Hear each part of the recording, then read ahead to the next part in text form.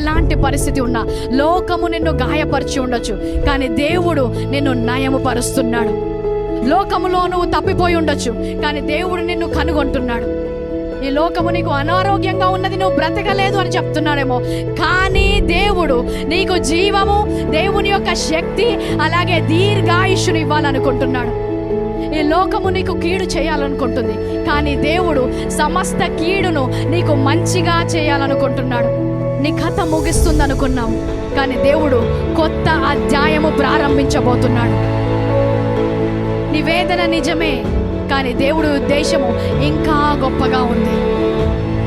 నీ శ్రమలు నిజమే, కానీ దేవుని ప్రణాళిక ఇంకా గొప్పగా ఉంది.